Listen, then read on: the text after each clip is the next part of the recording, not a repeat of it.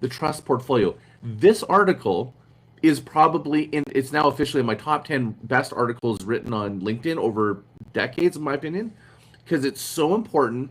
It's so obscure, and you shine a light to something I've been studying trust for my book Brand Coherence for this last year and a half, and I've never even thought of this. And it's brilliant. So, do you mind walking us through this so the audience can really see what I see? Yeah, I would be happy. First of all, thank you so much. That means a lot. I've been thinking a lot about this whole idea because, to be honest, Scott, I've been sort of at the crossroads with the model that I've been talking about for the last 20 years, which is I call it the Content Inc. model, Mm-hmm. which is basically okay, you want to build an audience. Thank you very much. The first version, I love it.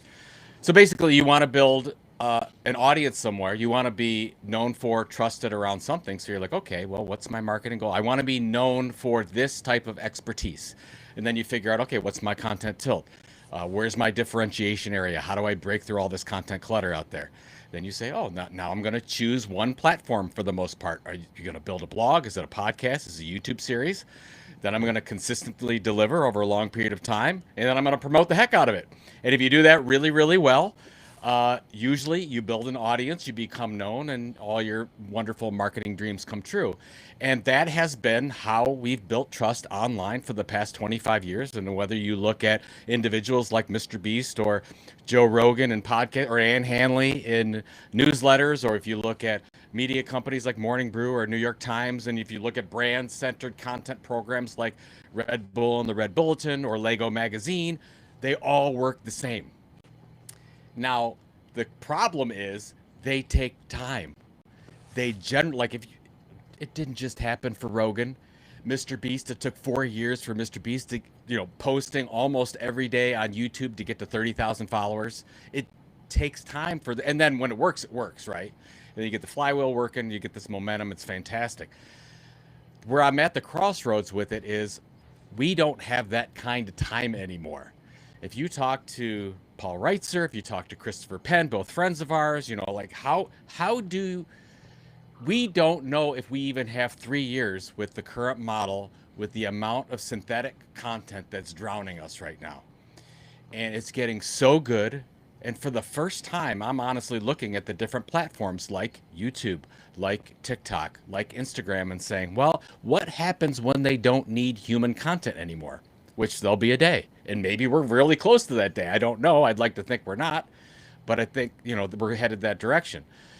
So if I was to start today and say, okay, I'm going to launch a traditional content marketing brand centered program. I want to be known for this area, this phrase, this term in my industry. I'm going to build a podcast and I'm going to do all the things that you and I have been talking about forever. It's going to take 12, 18, 24 months, maybe longer. And we don't have that kind of time with. Is it because the time it needs to percolate, or is it just accumulation of views or consistency? Which of those do you think is the reason time is a factor in when you're describing that? I think that if you want to build trust with another human being, it's not instantaneous. It's multiple touch points over a long period of time, and in this case, of delivering amazing value. So if I start to follow somebody for a month, I may start to trust them, but I don't really, it's like, that's not my go to place. 2 months, 3 months, 6 months, 9 months, 12. Now I'm getting enough people that are starting to trust me that I'm building, what Brian Clark might call a minimum viable audience, an audience that becomes large enough where it can actually start to make a dent in some of my marketing goals. Right. So I think that's what we're looking at here, and it takes time because some people it's not right for you. Sometimes it's the wrong audience. Sometimes we got to twist or turn that pivot a little bit because we don't really have the right platform or the right topic or whatever the case is. What we learn from our audience. All I know is if you go back in the history of, let's say, for the last 25 years of digital content, we know that everything takes time. The shortest period of time that I've seen anyone get to monetization from a content creator standpoint is John Lee Dumas when he launched Entrepreneurs on Fire. About 9 months, he really started to monetize. And I don't know of another You know example why? that Is it hit it in because less time. was he really clear right from the beginning? Because I think that one of the things that I've experienced with why it takes content creators or brands to get this cumulative effect that you're describing, this compounding effect, is they're zigzagging. They're not quite found their way. That's right. Is it because he was really aligned, or is there some other factor? I think it's two things. One, he was really aligned Yeah. because he hit it right off. He hit it out of the park on the first try. He said, "Wow, look at all these entrepreneurial podcasts. There's no daily podcast." That's all he said. There's Right. no daily pod. He became the daily source. Done. So he And kind of owned a category with alignment. Is that's basically it. what it was. That's Okay. absolutely it. And if you look at even with, when I got started around content marketing, I didn't quite get it off the bat. I didn't quite we had is it, I started talking about custom media and custom publishing and okay, that's not it. And it's not member community. It's not corporate communications. It's not around magazines. And oh, content marketing. But that was a lot of trial and error until we got to that point. And then 3 years later, it hit. Most of us don't get it right off the bat. So, but anyways, John's the quickest example I've ever seen. So we know, at least from our experience, that it is not instantaneous. It takes a long period of time. So if we know that that's the case in 99% of cases, that it takes a long time to build trust in the way that we were just talking about, that methodology. Mm-hmm. And on the other side, we know that whatever's happening with synthetic content is speeding up to a level where we're not going to know the rules in 2 years. Right. It's We changing just, it literally it's complete. weekly. And I don't know where that's going. Maybe that's too quick. Maybe it's not quick enough. All I know is as you and I, we read all these AI articles and we're so into it, like a lot of our friends and family might not be, but we're like, holy crap. We're like, let's hold on here. I think the observation is people are so focused on the tool, not the undercurrent of what you're seeing, which is infallible and something that's consistent. Doesn't change. Trust. And I think the other thing, yes, exactly right. And I think the other thing is that we cannot downplay the fact that these trillion-dollar social media platforms are going to lean into discoverability of synthetic content over human content, and Facebook's already doing it. You think that? Sorry, let me make sure I understood that. You're saying that they're going to give prioritized viewing to synthetic content over human? Yes, absolutely. Okay. Because Really? synthetic. So if we look at the amount, let's just take textual content right now. Okay. If you look at some of the data that's out there, and I don't know the exact number, but there are more AI articles created every day now than human-based articles. Okay. If you look at the amount of improvement that's happening with content creation on the AI side, it's probably better than most human content that's being created. That's right now. That's today. Oh, so you're saying it's about the volume and the just the pure structure of information that it's going to source it over it, not because necessarily we desire or human is more authentic or something. What I'm beginning to realize, and again, by the way, That's interesting. you know my phrase for the year is I don't know. Yeah, I get it. We're Yeah. all grasping at straws But you're a here. pretty good foresight I've- practitioner. You've called a lot of shots. I'm trying to figure this out, but there's a couple things. First of all, let's just take Facebook. We'll just take one platform. If they don't have to pay for content creation, all the better. I guess. And the other thing is that the AI creation suite that's out there of all the people that are behind creating all this synthetic content, they adapt much quicker than human beings do at creating this type of content. So they're gonna know, they can almost move. I don't know this today, Facebook's algorithm is focusing on this. Well, tomorrow it's gonna change, and the next day, and it's gonna change every second of every day. Human beings can't keep up with that. Who's ever writing an agent around creating this content, Are you they're saying gonna keep up with it. Instagram and Facebook are going to become almost its own content engine in itself? Or it's going to source content from the AI?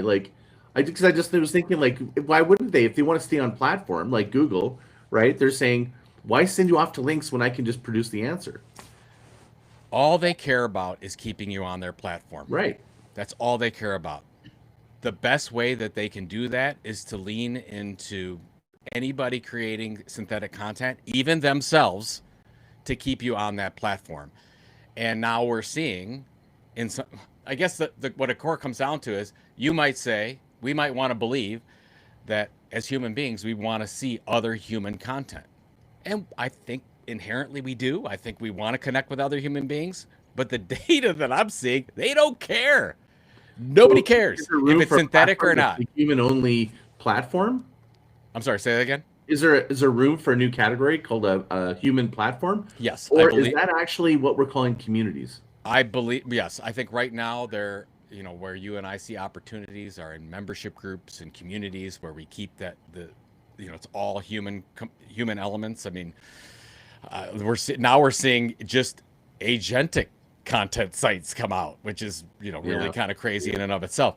The I do believe that because all the platforms are leaning that direction with I just want to do whatever I can to keep these humans on for as many hours in the day, there's going to be so much synthetic content that there will be here's an opportunity over here for just human content. But I think it's going to be like Blue Sky, or it's going to be like they're Mhm. going to be small, but they're going to be people that want that. It's going to be like vinyl records.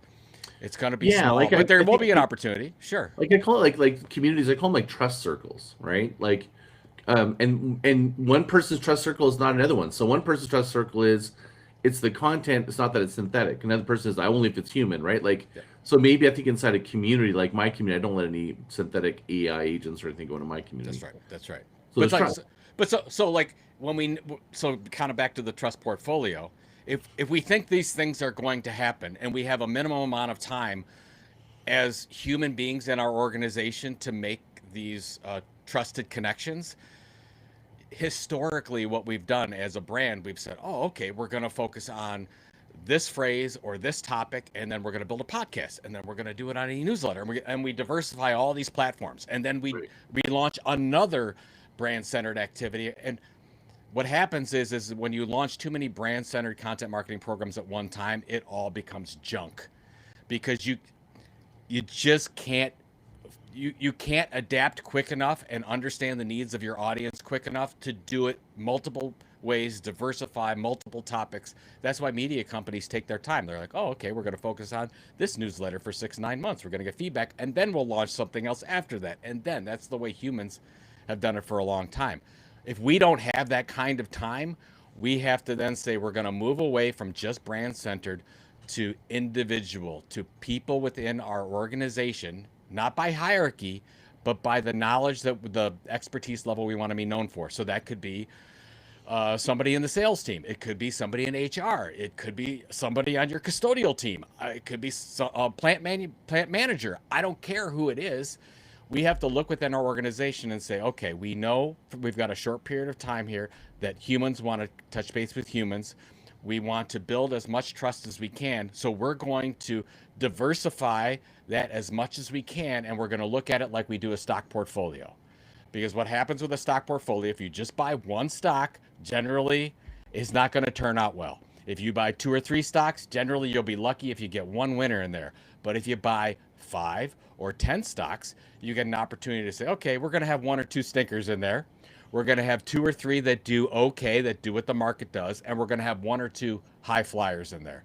And if we look at our content creation programs or our trust signals, like you were saying, like that, then we have an opportunity to say they're not all going to be winners. Like Jessica's going to do a podcast. Maybe that doesn't turn out well, but Greg's going to do a video series. That thing's going to take off. Or Judy's going to do an e-newsletter on this topic. And we give them the parameters. We say, here's what we want you to say. But the organizations that are going to win are going to say, be human beings, be your weird selves, because that's what they have. That's what we have right now over AI going to sort of the best possible answer. The best possible answer might not win. It might be like the quirky human nature of what differentiates your content. It could be sense of humor. It could be how you deliver it. It could be because people want to connect with that person, whatever it is. So that's where I'm moving away of just that brand centered activity and then diversify over time to, hey, let's get serious about this. We only have a few years left. Let's go ahead and give some of these people in our organizations a voice, help them tell stories, and then the marketing department becomes a media entity. It becomes the enablement, if you will, of all these other people in your organization being able to tell stories. Okay, lots to unpack there. Really great description. Clarity on is it just employees, or does that what could it be external stakeholders like influencers? Is that like a different distributed network, or how do you see the difference? I see the power of internal because then it becomes authentic. It feels like I lose trust when it's external because I'm going, are you being paid for it? So I'm curious what you're, but technically they're being paid for it too. So really, is there like there's that little bit of element too? But Well, I think first of all, on the employee standpoint, I believe that forward-looking companies should believe or should enable all their employees to want to communicate outside, be themselves, and to pick the thing that they're good at. Like, are they good at writing? Are they good at if they're not good on screen, so let's put them on YouTube. Maybe they're really good with a podcast. Maybe they do webinars really well. Maybe they write books. Whatever the case is, you can help them tell that story. Not everybody's a storyteller, but everybody has a story to tell. So whatever, like, let's help them do that.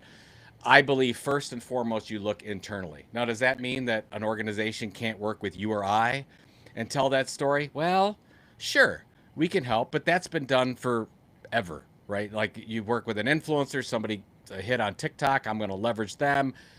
They're not 100% tied to their is that stake part in of your your organization. portfolio though? Is that what you consider part of your portfolio? You're going, no, that's really this other thing. That's out. To me, that's Okay. outside. I really That's want to more focus clarity, on right? in people Internal. that are working for you inside your organization right now. If you're a small organization, that might be 3 people. If you're a large organization, that might be hundreds of people that we're going to let go out there. And here's the thing: a lot of CMOs, a lot of CEOs would say, "Oh my God, this is too risky.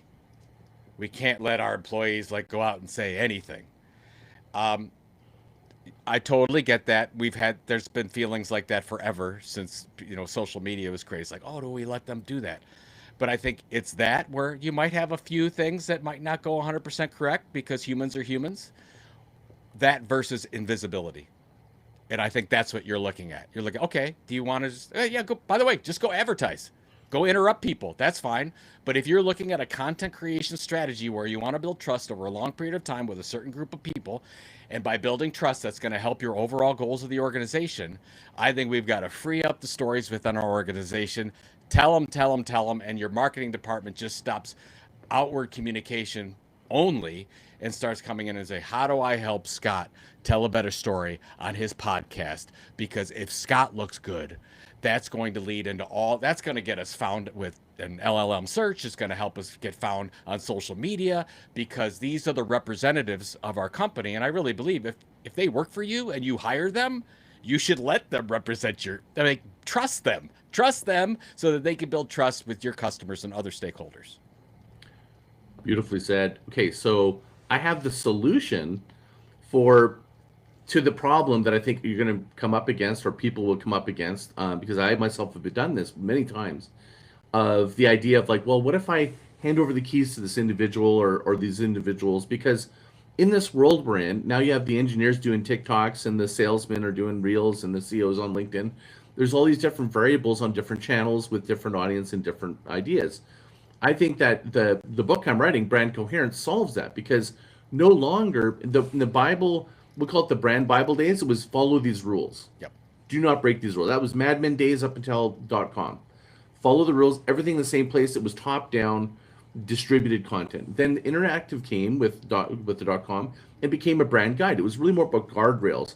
It's variance. There was like a variability and some idea of consistency. And you think of Mad Men, it was one to many. The promise of interactive was the right person at the right time, 1-to-1. But now it's many to one. So it's like multiple people talking to the one audience or whatever you want to call it that. And I call it brand coherence. Like, so the way to manage it is like a DJ. I think that the future CMOs can be like a DJ, reading the room and looking at all the different components and people publishing and just guiding and almost like reframing. Hey, we got a little, like you said, like reading the room of maybe we need to have more content over here. Hey, Billy, maybe just keep that more on brand. That's right. But what we call is the brand mantra. What is the feeling you want people to have across all channels, and then specifically to the content strategy you have? That mantra is easier to follow because we came up with that when we're going, how do I get the receptionist to embody this 50-page book of their brand guide? when they don't really care. If I can just get them to just land on that, we'll all be coherent. That's right. I love that. I mean, like like formally, that's your content mission, right? That is your editorial mission, if you will. What is it? And does your organization and the people in it know about it? And then if you give them that, absolutely. I think the other important thing, it's just look at the way people connect with people online. Look at the top, like go to Spotify and look at the top 50 podcasts. There's probably like 3 that come from companies. Right. The other 47 are individuals. People want to connect with individuals. That's the opportunity we have. So if we lean into this, like somebody, oh, we're going to create another podcast that's comes from, our marketing team. Nobody. Good luck. Good luck with that. It's not going to work. People want to connect with the individual. So have it be your product manager, or have it be your, some salesperson or inside salesperson or whatever the case is. A lot of opportunities. I like when you said, like the weirder the better. It's when I think of Jay Bear mentioned this to me once, and I put it in my TEDx, which is and I called it "Don't Let Odd Be Your Obstacle" was the title of that segment. And the idea is like he showed me this group that was this heavy metal knitters, and I'm like, it's the most obscure category, and they've created a large community and following. Why? It's because it's so quirky. We want to follow stuff that feels real. And so the engineer that's doing your TikTok, he might have a affinity for, I don't know, Mattel cars, and he's describing your brand with Mattel cars, or someone else is just into pizza, and they talk about how your business is like a piece of pizza. That's what I think people find very interesting, because it's very personal point of view, applied to that brand or whatever. And the only thing that you'll have to do is help them figure out what that, here's the story we want you to tell. They're probably already telling it. They probably already know it. So you're just going to enable that. Then what's great is then you can say, oh, no, I like what Scott's doing over here. We're going to promote that. We're going to integrate it with that. And you talking to this person, and you've really got this web of creation. You've got so many creators. And I think that's where, if you can build a workforce that also knows how to tell the stories to your customers, you will beat anything else out there. You have such a competitive advantage, because everyone else is like, oh, I don't want to do that. I don't want to. I mean, it's almost like the example, I don't know, it was about a year ago, of the woman that worked at Chick-fil-A. And she started to do some of her own reviews, not with Chick-fil-A's guidance. And instead of Chick-fil-A coming in and saying, you know what, we love this, we don't love this, can we work with you on that? They said, you're gone. We don't want you to do that. And then you got, and I don't know what the name of the person is, but you had something that just happened recently at Staples. The same thing happened at Staples, and they went in and they said, no, we're going to embrace that. We love that. And by the way, with the person at Staples that have been doing that, now their foot traffic's up, their brand guide, everything's up, because they're letting that go. These are just one examples. If you said, oh man, what if we had one in every store? What if we had one in every state? Yeah. What if we had one in every region? What if we had one in every one of our B2B categories? It's like, oh my God, this is how we're going to market. Yes, this is how you're going to market. And by the way, it is a lot less expensive than advertising. Nothing wrong with advertising, but it is expensive, and you got to get what you get when you do it. It doesn't just linger out.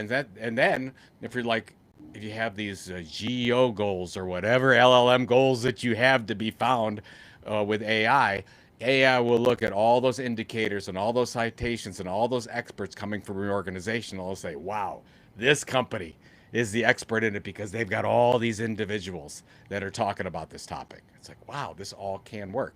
It's not too dissimilar than it was 25 years ago.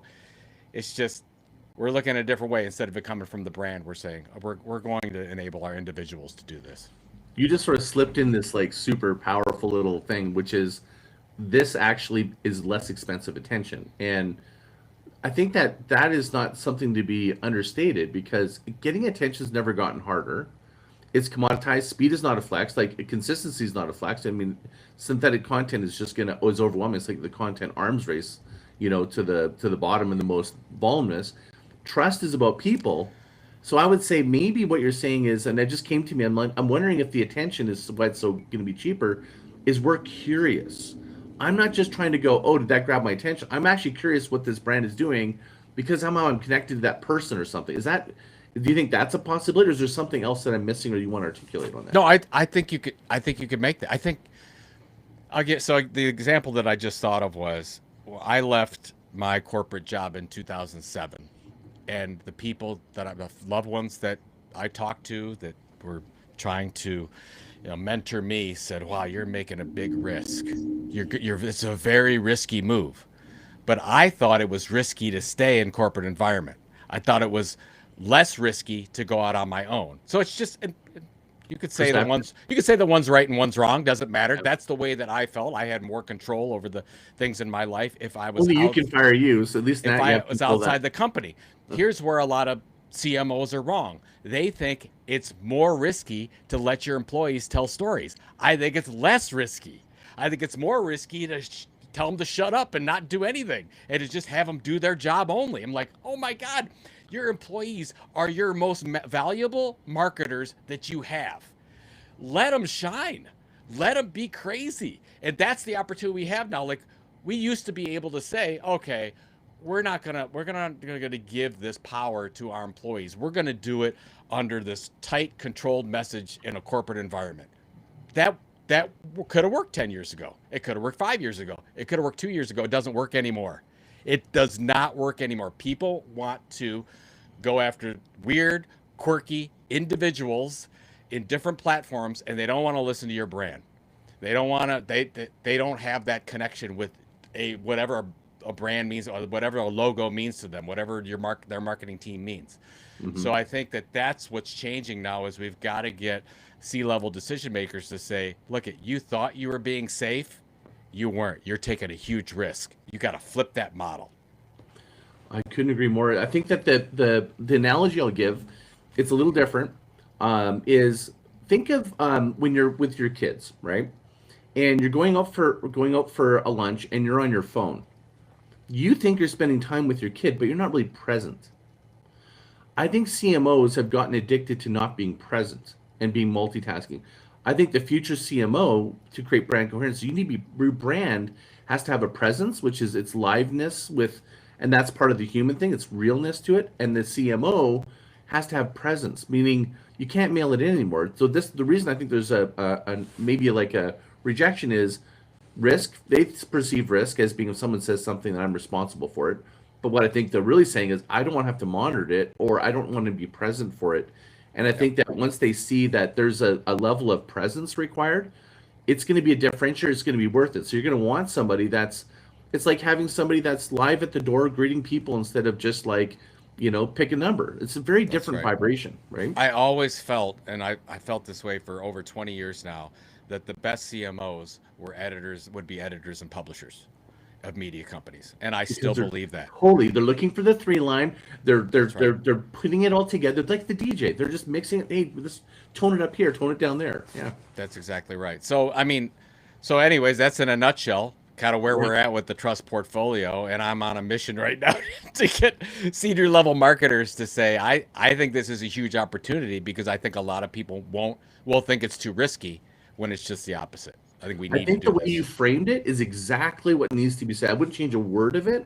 In fact, I think I told you backstage, with your permission, I want to blow up that article. I want to put it in my book, word for word, because it's exactly right over the target.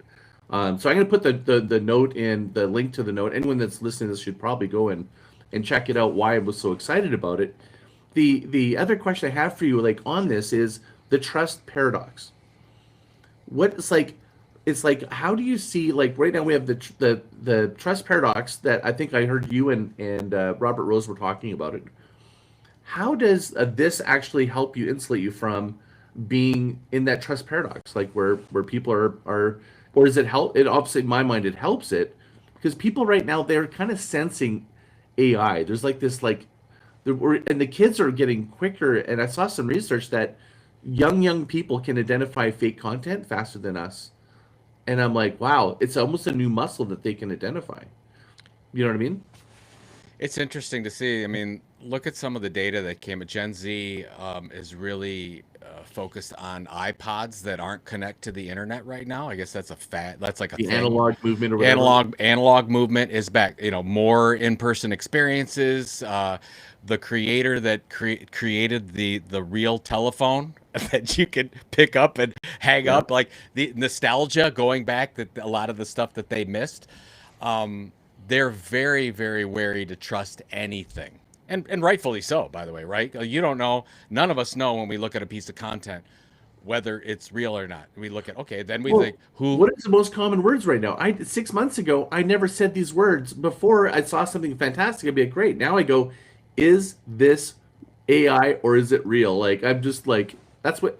Now I do it with everything. yeah. Is it AI? Is it real? Is it made up? Is it made up by humans? Is it like whatever, whatever the case is? So what are you gonna, as a younger person, as any age person, who are you gonna go to? You want to trust, like I want, like when you reach out to me, I absolutely trust what you say. And oh, it's Scott. Yeah, I know Scott. I've known Scott for a long time. Trust what he says. Can't wait till the book comes out. You know, all those types of things. Right. That connection, that opportunity that we have, I mean, that's it right now. My concern is that in a few years, we're going to be so drowned out by amazing synthetic content. It's going to be really hard to break through as a human creator. So that's why, I mean, like if we look at what are the opportunities for just channel strategy, like I think in-person magazines, I think we're going to see a golden age coming of in-person magazines. You and I talked before the show started about in-person events. Still a real big opportunity with, you know, person-to-person events, human-to-human contact. This is going to be huge because we know it's real. It's real. We can touch it in our hands. Like that's it's a real thing. You know, like we can do. Oh, I can meet Scott. I can talk to him on a regular Right. basis. So these things are happening right now, and the younger generation are showing us that they're interested in that because they're unsure about everything else going on around them. Well, I don't know if you know Chris from Gardner. He I actually invited him to go to the Rise event that with us. He unfortunately couldn't make it, and he said he did publish this research that was there's 25% of brands are going to come in this new emerging category that doesn't exist. It's called acoustic brands. Brands are going to market the absence of AI.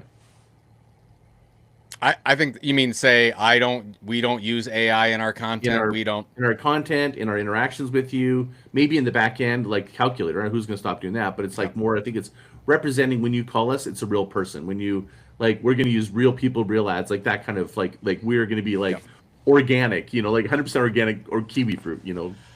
I think that will absolutely happen, like we talked about before. Like vinyl went down and it hit its bottom, and then now it's sort of like holding steady. And I think it will hold steady because people want that kind of experience. I think some people will always want that human experience.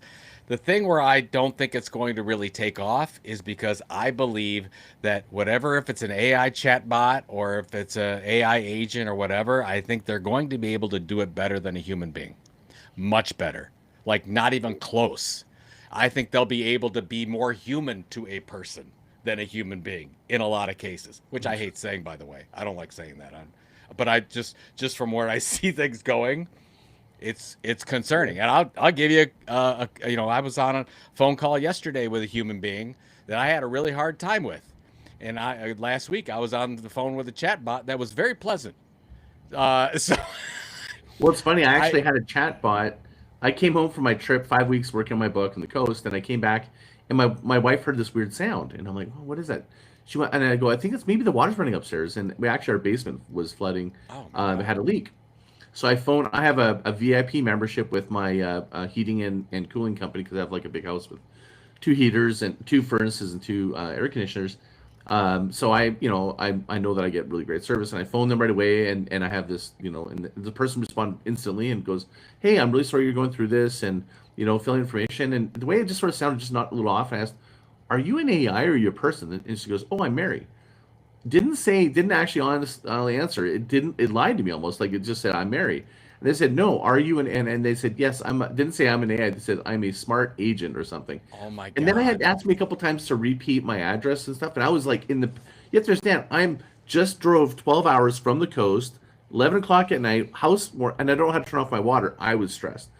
I was pissed. And then in that moment, my relationship with that brand felt like they chose to use an AI in my moment of truth that mattered the most. And I feel like that is brands that articulately know the moment of truth when you need to make sure the humans there is going to be a finesse point. Because for me, I was like, It's interesting. I felt, I felt wronged. Yeah, it's interesting, and I think that right now, that is a big question. I don't know if that's going to be a question in 18 months. It'll be so good that you won't even notice. It'll be so good. I mean, this last update that happened, I think everybody's been talking about it. There's been multiple articles about the February 5th update from Claude and OpenAI that have come out, where it's the first.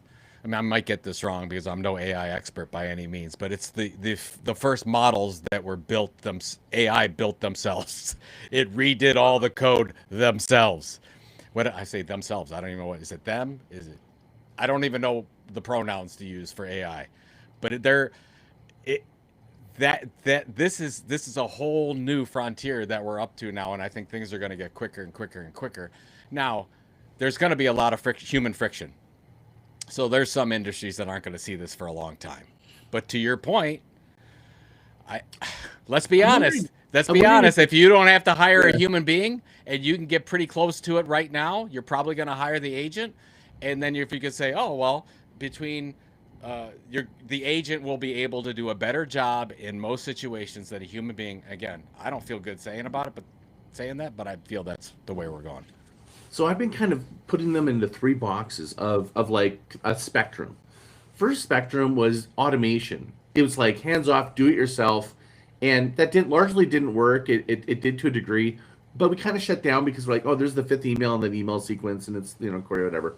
Now the chatbots and this new AI is more about conversation. So it is still do it yourself, but it's also I don't have to read it myself and digest it, and I'm watching something. I'm actually talking with it. The last bucket I feel like that's maybe AI will never go. I could be wrong. It's sort of based a little bit on. I'm reading this new book by Joe Pine, The Transformation Economy. Is the idea around transformation is sort of the human flourishing, human to human. I don't think that's ever going to change. And people argue that an AI will be able to work through problems with you and transform it. I don't think that's what I'm speaking of. I think that brands that focus on transformation, let me articulate it this way, is I think that, do you ever watch, have you ever seen Tony Robbins when he does an intervention or something that's live, that a live band or something, it's like in the moment of mastery? I think brands that demonstrate, not market their mastery, meaning feature benefits, here's what we do, when I literally am on site as a plumber going, and I'm real time, I'm solving the problem, that's something we want to tune into. But we also see their mastery. Right now, people are watching me live.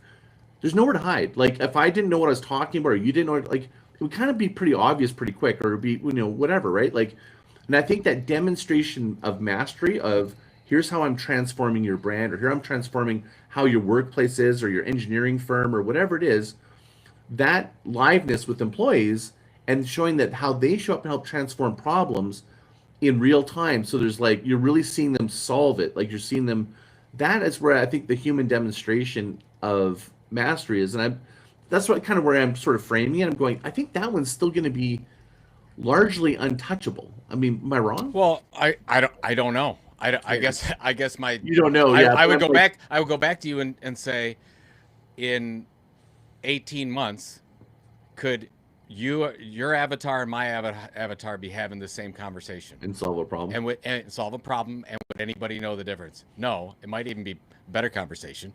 And the other thing is, and the thing that really changed my whole perspective on this, because I was really in the camp of there are some things that human beings will just always be better at. Like I was that guy. I was like, some things humans are better at. I go in London, I go to see ABBA Voyages. So it's the ABBA where they had the avatars on stage, and there's a band there, but the voices are, I guess synthetic, or they're older. The older ABBA voices but on stage it was ABBA. You could see it, but it wasn't them. It was just the avatars.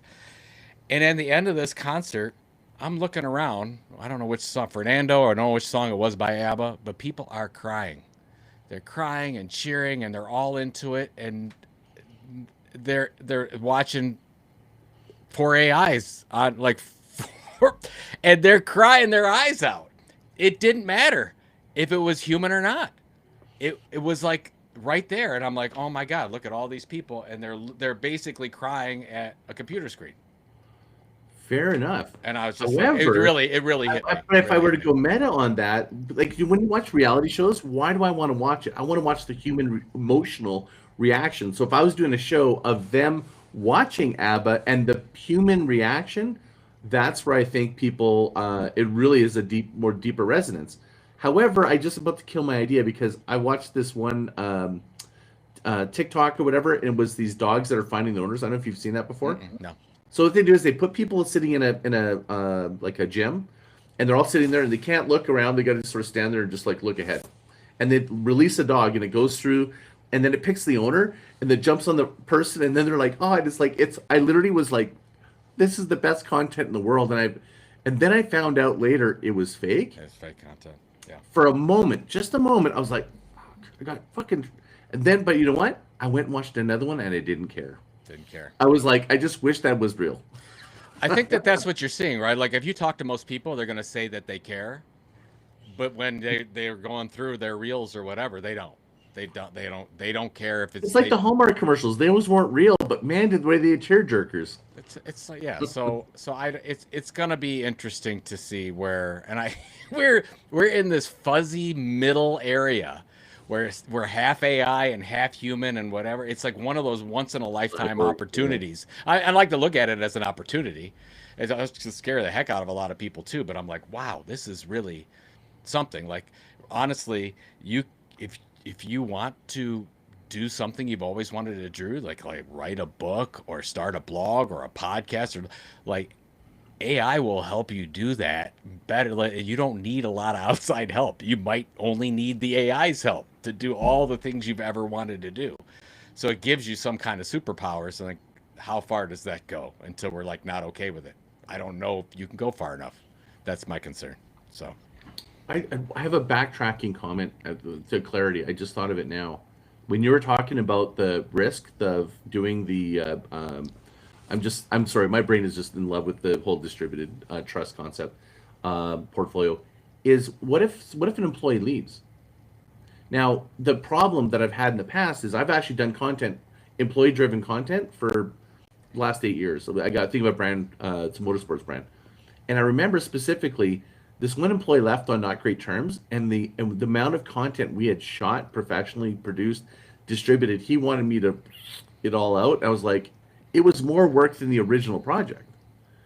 And it makes me think about, is that's a real risk in my mind, or what's your antidote for that? Like, how it's never fun to go through it. I've worked Yeah. for multiple media brands, and but it happens, and what you do is you just bring in the next person. I mean, when you lose a chief editor, it's a big hit to a magazine brand or a media but brand. when the owner doesn't want that content because they're no longer with the company, and I've resolved this one with my other client, going, we just need to establish that we're all going to agree we're leaving the content. We'll just phase it out over time. A hard stop pull is too expensive and hard to do. It's disruptive. Well, I think, yeah, I mean, they're still speaking on behalf of the brand at that time, and all Totally. the things and all the 100%. benefits that happened during that while that content was alive was great. And they Just were like good employee at that time. it's all Yeah. good. But the other thing is, you can also say that if you give this opportunity, I would like to say superpower to your employees, they will be happier. They will feel more fulfilled. And I mean, you look at any They're data about people being able to do invested in the creative brand. things. Yeah. When you let an employee do more creative things, they're more likely to stay.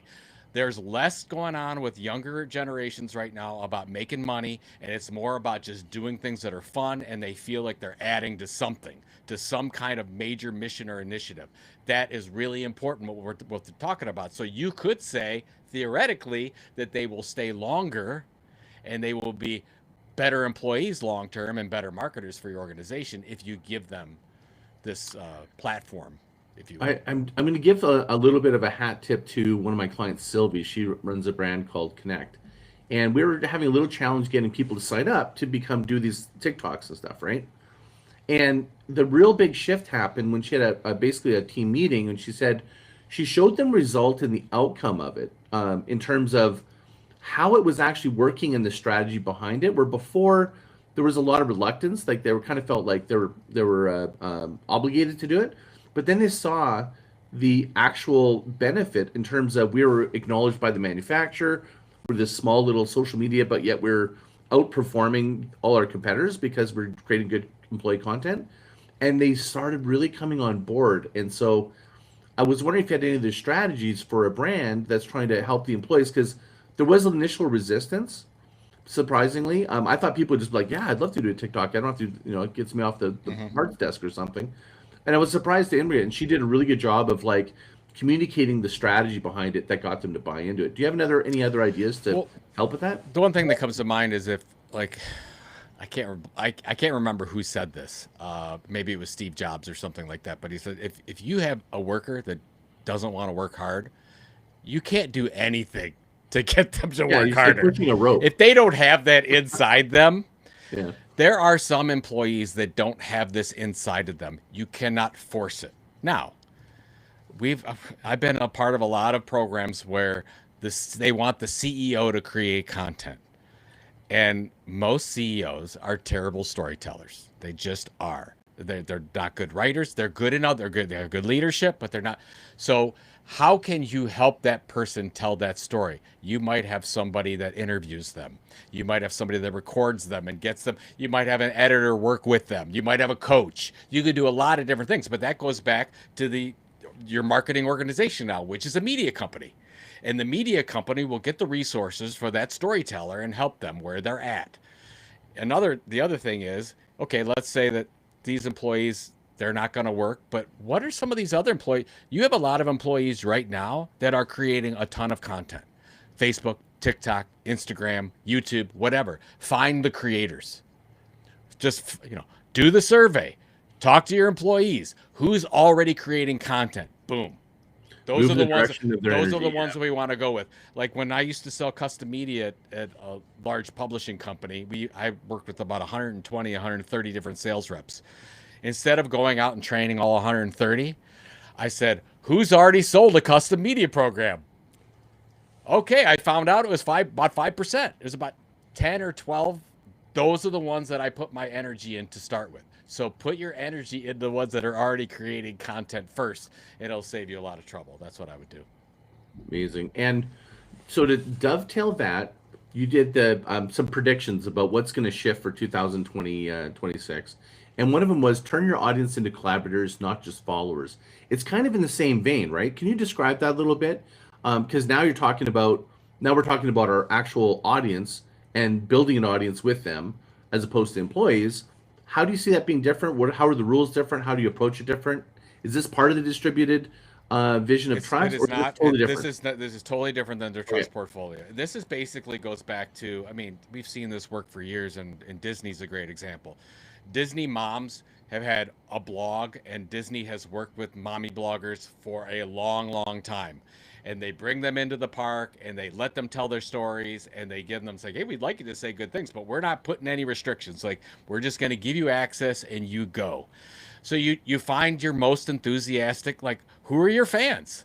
And if you're doing this right, let's go back to the distributed model, you're going to connect with a lot of different audiences. How are those audiences going to raise their hand? They're going to reply to your newsletter. They're going to comment on your YouTube channel. They're going to fill out the comment sheet on your podcast page, whatever. Those are the ones that you want to cradle and you want to say, how can we help you tell this story more out there? So then you can have that be like an adjunct to the distributed model. So I would first focus on, okay, here's your employees. Your employees make trusted connections. Who are the biggest fans in those trusted connections? And then it spiders out from there. So this is it's like a 2+ year plan where you can have multiple levels of who's our best marketers, our employees. Who's our next best marketers, our customers. Who's our next best, the fans of the, whatever. Very you can keep going on and on. Yeah, it's very sustainable. Again, but that's just, you just have to sit well with the fact that marketing looks a little different than it used to. And anybody that wants to have control over their message, you don't want this model. Like, do not do this model. You will stay up late. You will stay up. You won't be able to sleep. You'll think of all the things that can go wrong. We want the ones that, like, this is a really good challenger brand model where you're like, how do we do this? We don't have enough money. We don't have the distribution network of this company, whatever. It's like, we're gonna go the other way. They think this is too risky. It's not. We're going to lean into this whole new way to communicate with our customers.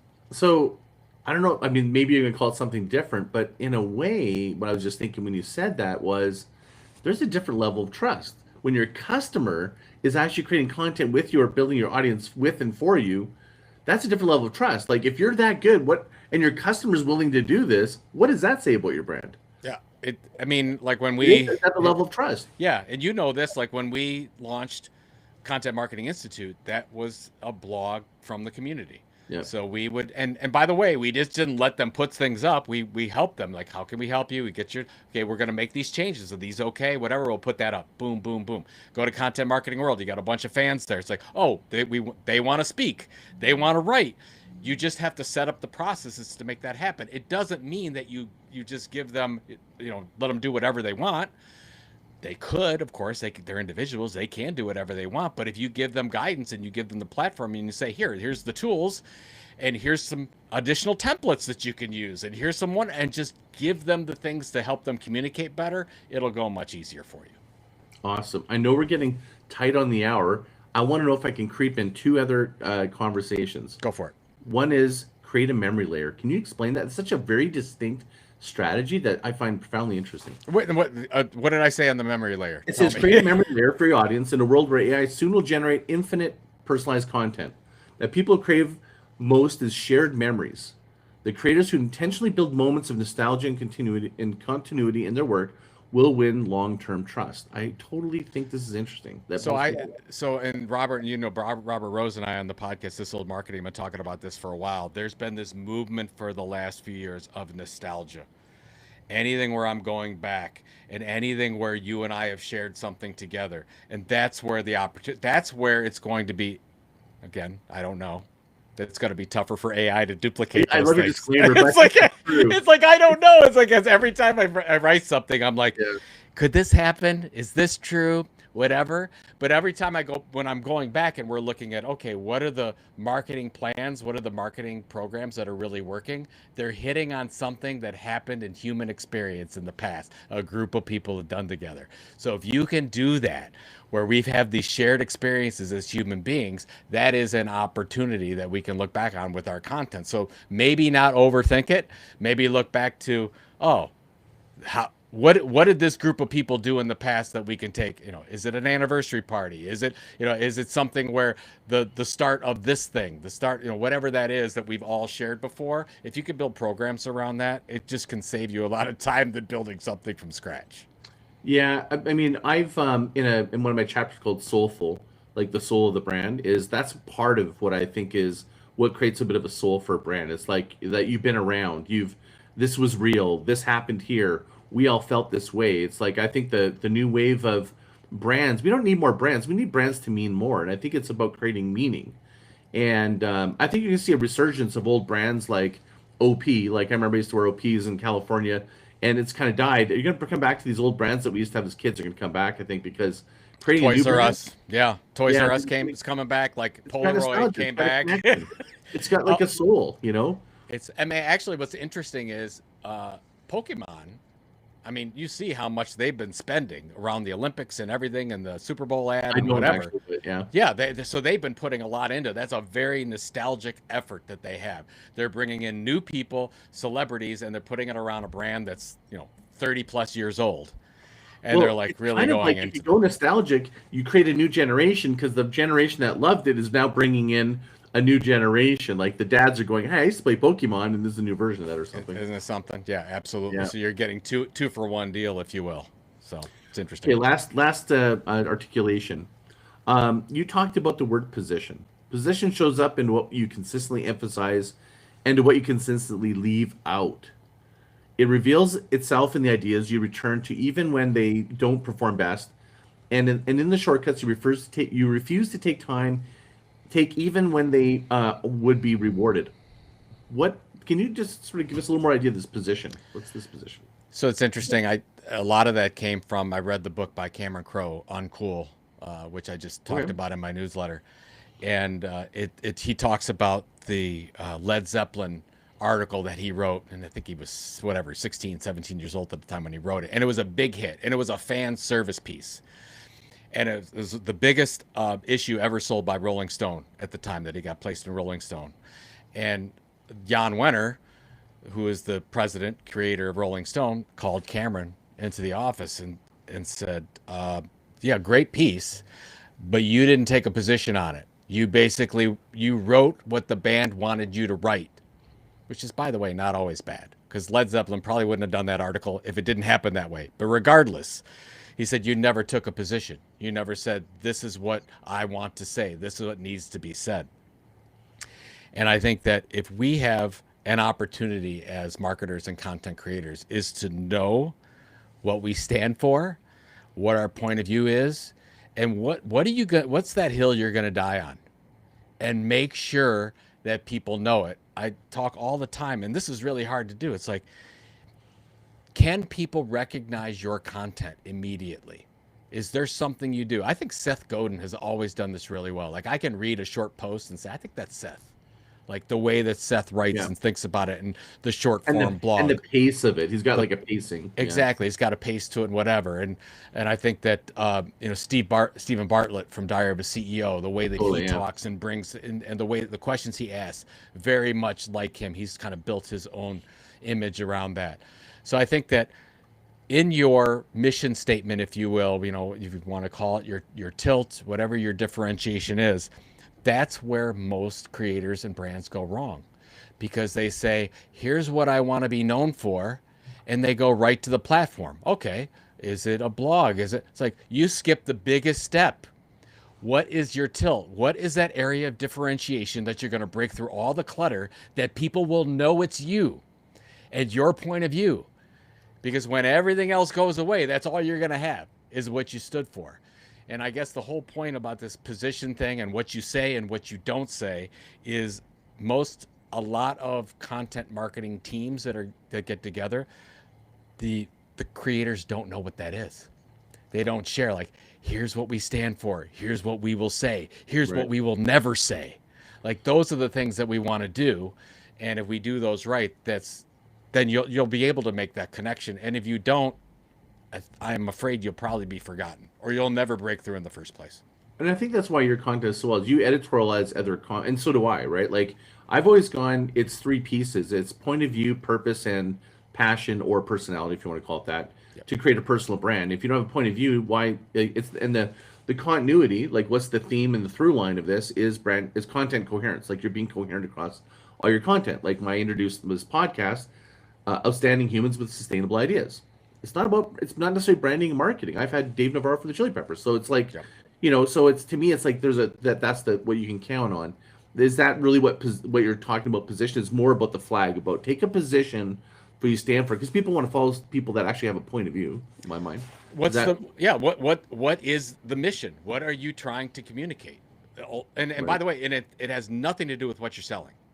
It has everything to do with what you want to impress on your prospect, your customer, your fan. What is it? So write that thing. It's like, okay, what I really want to do is I believe that I need to teach marketers about the strategy of content marketing, because if they don't understand it, they will lose their job. Like, I really believe that. Like, I believe that for a long time. Is position just reinforcing your premise? Is that really what it is? I think it can, but what I hope it is, I hope it's something bigger. Like, what I really want to hope for, I want to get to a point is the position that you take will help your audience live a better life, get a better job, like something aspirational for the audience. That's what I'm really looking for. So and I want to do that first and foremost without them having to buy our product and service. If I can do that without linking it to, well, if you don't buy my coffee warmer, then you're not, whatever your product. I want you to say, if I give you this information, you are going to leave that content being able to do something that you weren't before. Exactly. And if that happens, it's a win-win. And is that it? And then if you do that over and over again without saying you have to buy something over and over again, what that builds is trust. And once they trust you, the belief is, and I think this is true, they will buy anything from you. They will do whatever that ultimately you want them to do if they really trust you, and you'll take care of them because you're really looking out for them, because of that first part is you want something better for them in their lives. Last sort of articulation in this, then we'll wrap, is position, maybe it's something else we want to call it, but another way of creating, I think, that through line might be values, right? Like, these are the values I espouse. What you're describing is aspirational. I make you a better human, and even if I don't buy from you, I'm listening to stuff. You're making it useful for me. I'm changing because of you. Thank you. I'm wondering if there's another layer, or is that part of the same positioning? Is like when someone puts a point of view on content, takes a position on it, it's based on a set of values. Is that I think that's accurate, true. or is it maybe something else? I think that if you said what is your is if I said what's your tilt, that's just I'm just saying what is the Yeah, your differentiation so you point can of break view. through. To your point, when you go and you say, okay, let's look at real position, I think that the ones that work are value based in some way. Yes, Okay. it's like really down deep. There's something truly important to this. It's not just I want you to. This is fun. So the This the the the expressive layer, aspirational layer, is the jobs to be done. The layer beneath that are the values that support that. I think so. I think Yeah, so. And okay. I'll give you one That more makes quick total thing. sense. One more quick thing. Yeah. And here's another thing. I'll just leave the audience with this one because I'm struggling with it too. Okay. I get to a point right now that I think we all know that somebody spends long enough time for many days in a row on short form content and scrolling through things that it's bad for them mentally and it's bad for their brain. There's enough data out there that shows that there's depression and all things that happen. I believe that if you are a brand or a content creator and you are just creating content for the feed that doesn't help them to go to something we're talking about, like longer form content, longer form storytelling, something that's going to really help them, I think we're adding to the problem. So Agreed. that's and I'm struggling with that. I'm like, well, if I just add to a TikTok feed and I'm just part of the clutter, I think that's a big problem. Like I think that every creator and every marketer needs to look and say, are we adding to to taking down part of humanity, or are we looking to help them to get something to get them off of that into something that helps them? And I'm by the way, and I'm struggling with this. I don't know Yeah, the it's like answer right junk now. food versus like eating healthy. I think in my mind, what I'm seeing people doing, and I'm doing it myself, is I'll take a snippet from the long form to give someone an insight that hopefully evokes curiosity, or they want to complete the thought and they want to go to the longer form as a way of sort of like creating a gravitational pull. Yep. That's what I'm doing, but I don't know if that's what you I know. think no, I think that's right. And Yeah. and and that's where I'm like, well, if you're a content creator and you create 100 different TikToks a day, and they're just for TikTok, they And just if they're don't just go. disconnected and They're they're just just like to get disconnected. They're attention, just stuff. yeah. I said, and I would really I would have a tough time sleeping, knowing the data that we know about how it's hurting so many people. Okay. Again, that's and I deal with a lot of content creators that just do that.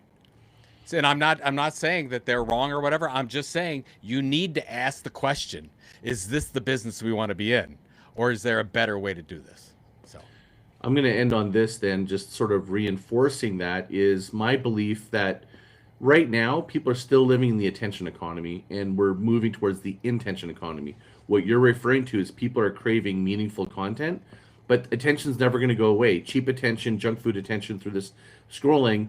I just think that there is a going to be almost like a renaissance of what's the intention, and if I know that I trust this person, I'm reading this one piece, but I know it's going to lead me to like Bart, like what's his name? He did the interview, the CEO of the salesman. What's his oh, name? Stephen Bartlett. Yep. Man, his TikToks are so profound. I'm like, it drives me that I want to do it, but I know there's like his intention is to get you to capture an idea that he's talking around. And so he, in my mind, is one of the best in the world at that exact concept I'm referring to, which is really moving from from attention grabbing to intentional, intention. And as a side note, he just did a podcast called Brain Rot Emergency, where he Oh, was really? questioning himself, like the same thing. Oh, really? No way. Because so if you want to, so Yeah. anybody can look it I'm up. gonna go It's listen to that then. Diary That's of a CEO, Brain Rot Emergency, and I'm writing an article about that right now because it hit me so hard as a content creator, and right. I'm like, I think we've sometimes creating content for a certain channel is not the right move. So I think we just need Maybe to be, being to your absent point, be the more right move. intentional about it. Just be more Yeah. intentional. Yeah. Interesting. I can't wait for that article. Make sure you tag me. I'll see it anyways. But Sounds good. thanks again for the extra little 10 minutes we got over our hour. We're live here on LinkedIn and YouTube. This will be recorded into the Groundswell podcast in the future. Joe, where would you like people to follow or connect you? Well, probably the easiest thing is thetilt.com is my newsletter. So if you like these ramblings, you found my trust portfolio article on the Tilt, go to thetilt.com and I promote it on LinkedIn and whatnot. But I'd love if you subscribe, and if you like it, stay subscried. So that's the Awesome. easy way to do it. Thanks everyone for listening. I'm Scott Martin, and that concludes another episode of the Groundswell Origins podcast. I'd love to hear from you. Just email me at scott@groundswellorigins.com. And until next time, mahalo.